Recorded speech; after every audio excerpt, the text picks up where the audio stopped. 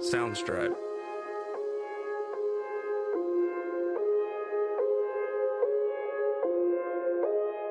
What's going on today, guys? Welcome back to the channel. Today's video is going to be a bit different. The shoot I did was basically at night, so I'm pretty sure I actually haven't looked at the videos, but I'm pretty sure the videos are going to be dark from what I've seen just off camera. So today is just going to be me walking you guys through how I edit. I do use Lightroom only. A lot of people are trying to get me to jump on the Photoshop bandwagon, but Lightroom is just simple, you know. Photoshop, you got to do all those layers and layers and layers. So yeah, I just prefer Lightroom just because it's more simple for me to edit. So I'm about to share my screen now. Bada bing, bada boom. All right. So yeah, this photo was actually already edited, so I kind of just did a few Lightroom touches and sent it over to the model. But I'm probably going to be restarting it. This is the original, probably just going to be restarting it. I might still aim for this same color most likely, and then just do some final actual touches to the skin so that it can be posted on the website. Usually with the with certain shoots, I would just edit just again the color, exposure and everything like that, and send it over to the model. They'll go ahead and like a few pictures, and then I'll kind of remaster it to where I'm touching up more so of the skin. So let's get right into it. So we're gonna do Control R to restart this. I usually like to pump up the shadows just to show more details, so that's what I usually start off with right away, just to kind of get it to look how I want it right off the bat with the shadows. And then the profile as well, I usually use Adobe Landscape for whatever reason. It just seems to give it more pop. As you guys can see here, this is the Adobe Color. It doesn't appear to have more color than this one. So yeah, I usually go with the landscape, so let's just go with that. Exposure looks fine, so I'm not really gonna mess with that. Contrast as well. Highlights I usually come back to. Again, we already did the shadows. I usually come down to the bottom as well just to make sure this is pretty much set. So the optics, remove chromatic aberrations, and then the enable lens correction as well. So it automatically does this for whenever I import my photos now, which I find to be great. It already has the lens the lens that I basically had for the shoot. And then from here, sometimes I usually like to darken the vignetting. In this case, I believe I did actually lighten it because it just seemed better. So again, I just play around with these until I find it to where I like it. So for this one, I think I'm gonna stick with it being brighter. And then geometry, in some cases I usually level it unless it does something crazy like this, and I'll just undo that and keep it as is. White, I usually like to get rid of the white. With me shooting with a flash, it can kind of be too harsh, I guess. I usually just try to dumb that down.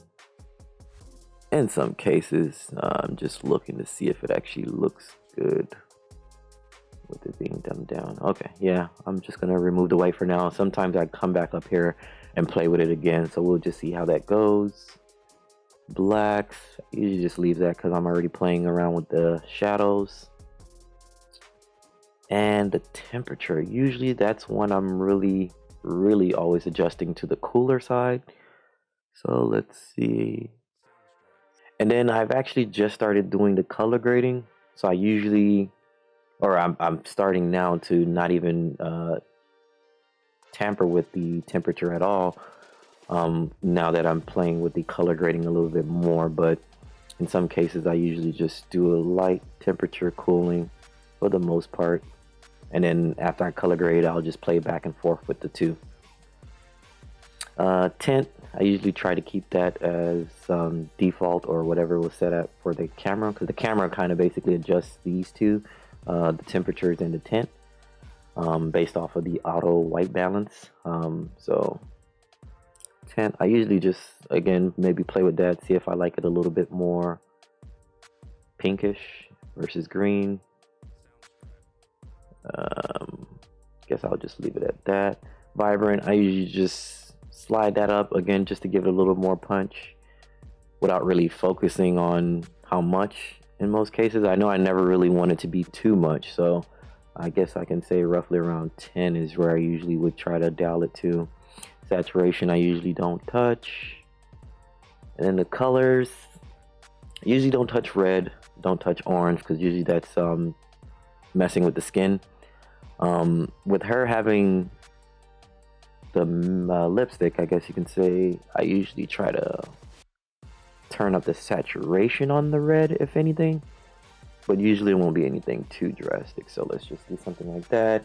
Orange, I rarely ever touch. There's some cases where maybe like the landscape might make it too punchy, so I would probably dial down the saturation portion.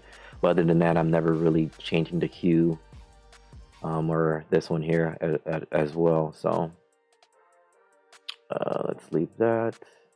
Yellow, usually I'm on the fence with yellow. I'm always turning down the saturation for that one, or messing around with the hue, or even the luminance every now and then. Let me see here. Come back here, jump over to greens. I'm just gonna move that around a bit, see what it's doing.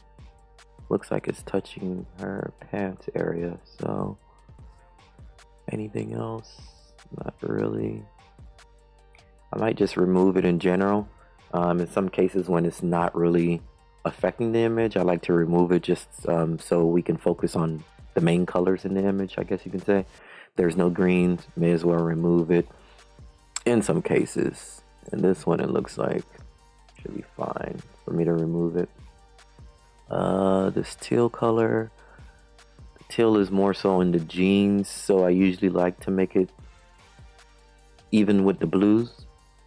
So let's see. Yeah, we're just gonna slide that over to the blues. I'll just keep that as that. It does look a little bit better when I brighten it. Yep, it does look a little bit better. Alright, this is the actual blue, which I then usually move it back towards the teal color. Let's see. It is really affecting the background. I want to say this purple here is going to really combine things. Yeah, so I'm most likely going to have it like this. Well, that's how I believe I had it. Doesn't look too bad. I can probably get away with this if I do something else with the image, but again, I'm going to try to bring it back to how I had it. So I believe I did this with the purple. The blue. Okay, this is just natural blue. And this is the way I think I had it. Yeah, let's keep it like that. If I take the purple out, as far as the saturation goes, nah, I definitely don't like it that way. And then this pinkish color here, I usually either make it red to even up with the reds. I don't like when there's too much colors in my images. I like to focus on one thing, make it a little simple. I think that's fine for now. Before, after, before and after. Okay, not bad, not bad. For now, let's see if I want to touch anything else. Highlights. Highlights is here. If I take it away, yeah, I'm probably gonna decrease it a bit. Let's go for something around 12. You can barely see it, but I see it. That's all that matters. Just the subtle changes. All right, so now color grading. I've really grown to like this. It kind of gives the image more of a pop in some cases, where it's like, I'll get back to you guys on that. So for this one, I think I had it around the blues. I'm not gonna give it too much.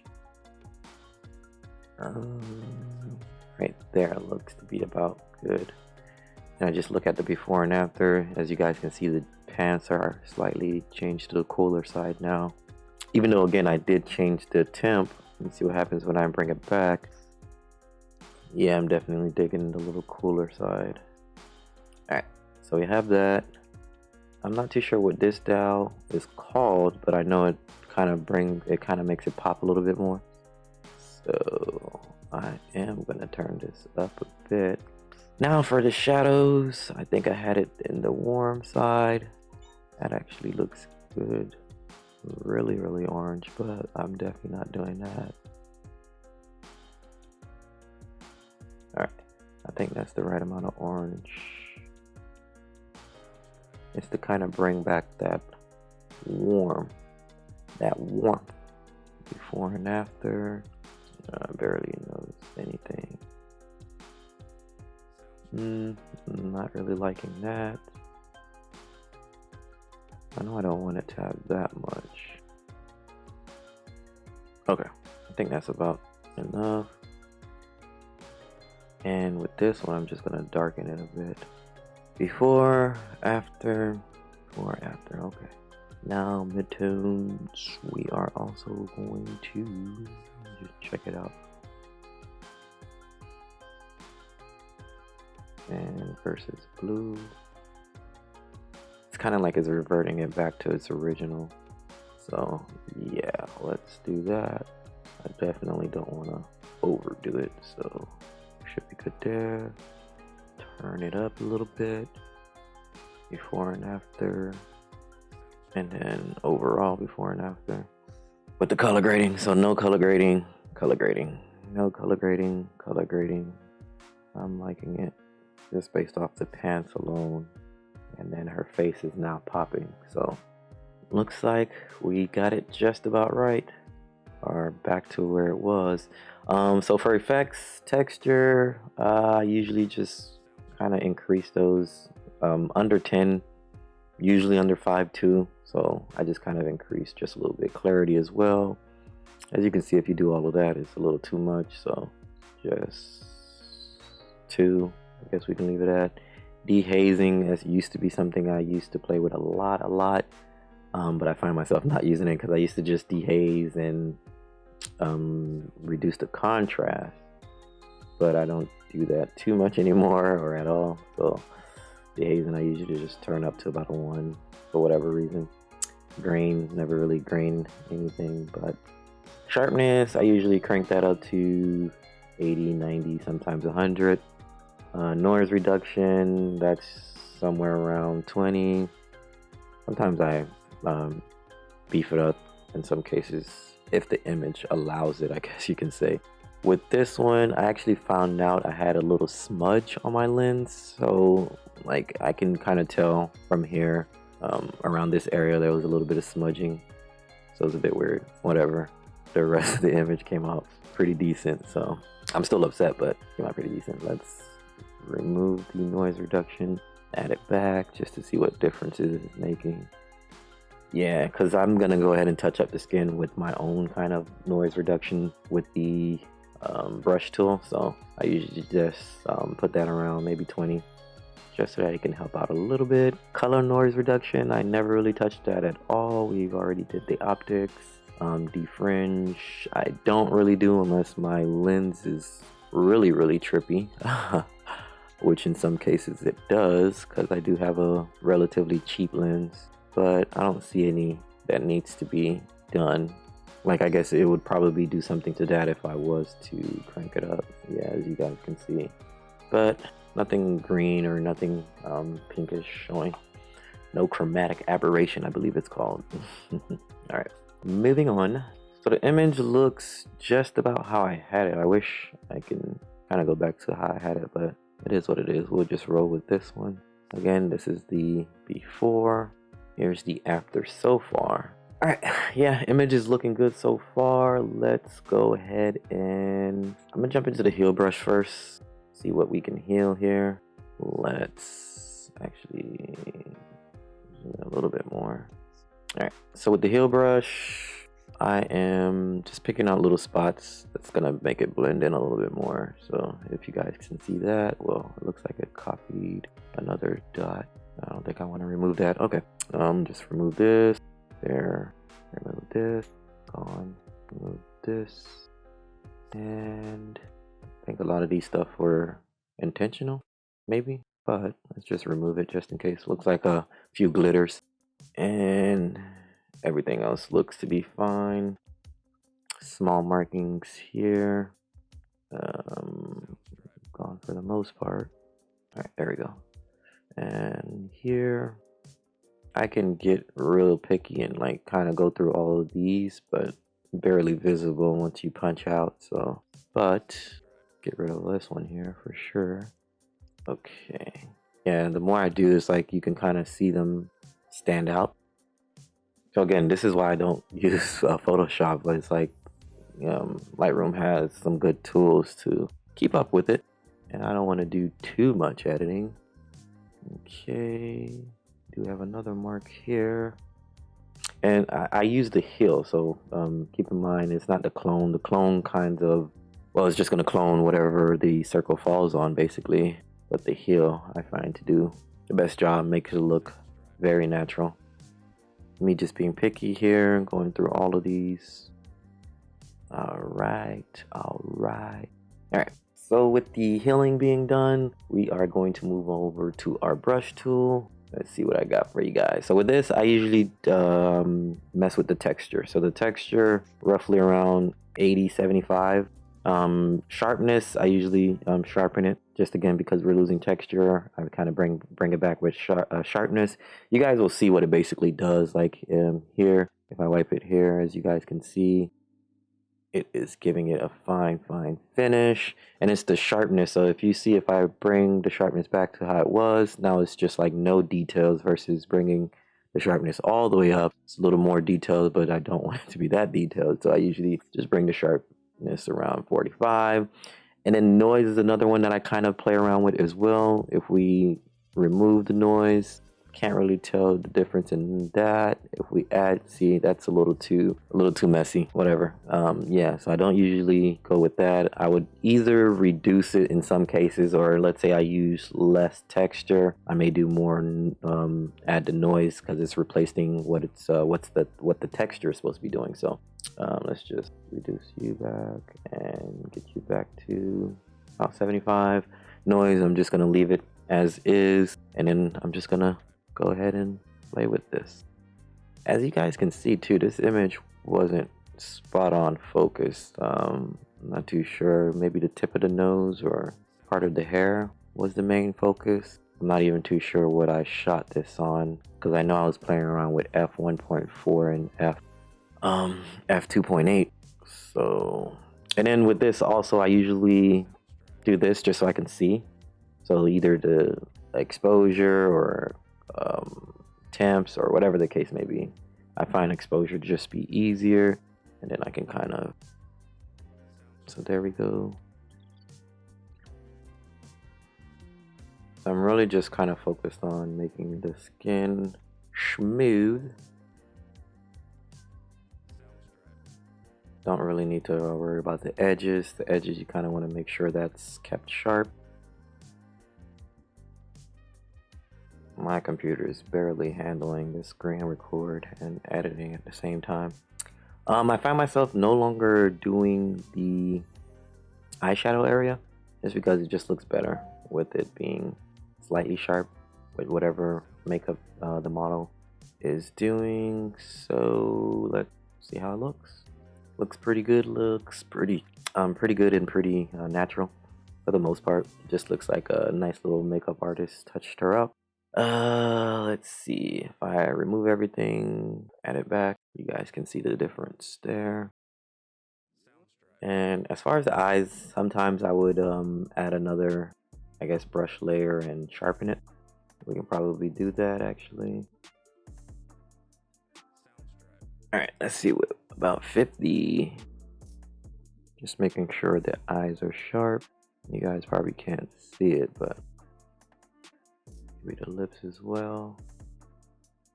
In some cases I edit the teeth. If I feel it needs to be a bit more whitened, I would do that with a brush.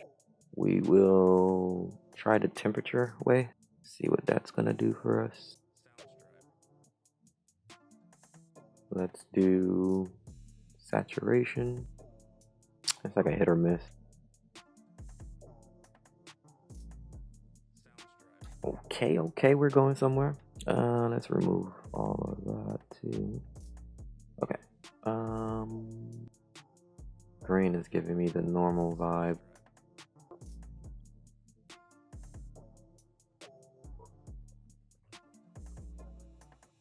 Alright, let's see what it looks like when we zoomed out. Yeah, it does look a bit too edited there.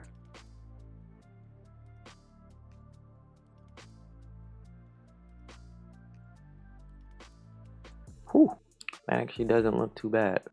I'm actually gonna do the eyes as well. See what we can do with the eyes. Nope, we're probably gonna need a new layer for the eyes. I just wanted to reset, so that's why I go back to the whatever this is, edit tool, then back to the brush. All right, so it resets for me. And for the eyes, let's do the blue again for cool.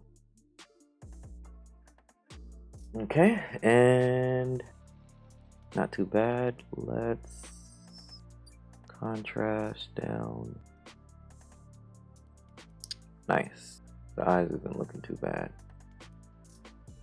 Bada bing, bada boom. All right. From there, I'm going back to which brush do I want? I'm gonna grab this face brush. So by me clicking here, it's gonna have all the settings back from that. And let's go ahead and zoom in here to about 50. And then from there, I'm just gonna touch up on the skin, the body part, removing the minor stress marks. Stress mark. I wonder if I want more, because I can still see the lines.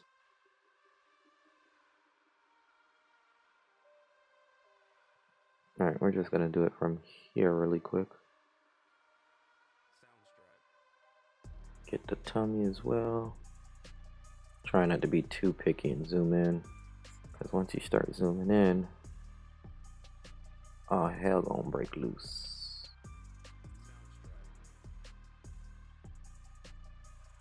Okay, skin looks pretty decent. I'm just gonna zoom in on it again. 33. Let's exposure just to see.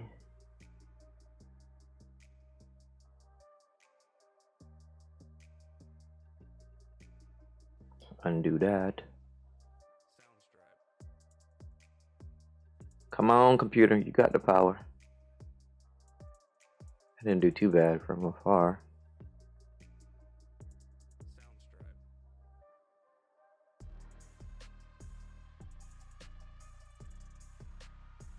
Alright, I don't need to get that picky. And this is kind of already like not really in focus, so it's like already soft enough, but we'll still add. I want to keep that collarbone a little in detailed. Okay. Let's put that back to normal. Look at it again. Not bad. And I would say this probably would be the final project from before, after. I'm just looking to make sure. But yeah, I mean, usually I'm done with this a lot quicker than that. Sometimes I don't even go through the whole brush process. Like I told you guys in the beginning, I'm usually just adjusting the colors from here, exposure and everything, and then from there, usually that's a good picture. But when I'm posting it on my website, I usually get, a little dirty. I get down and dirty. The teeth is a little too blue for me though. A little too cool. It's a little more natural. Let me see if I remove everything. Bam. Okay. I'm liking it. Yeah, so let me know what you guys think. This is how I edit. Again, on Lightroom. Not the best editor, but it does the job. Image looks great. I'm about to post this on the website now, actually. Let me just double check, make sure. Yeah, looks good. Check out the website. It's been revamped a bit. Here's the videos. Here's all my pictures. I will hopefully have merch for sale soon. That's the shop.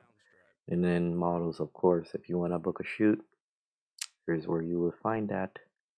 I made this nice little about page. If you guys ever want to read up on me, why I went with the name Nifty One. Again, good vibes only, nifty vibes only. Love to travel models. Hit me up if you're a travel model, and let's make some awesome work happen.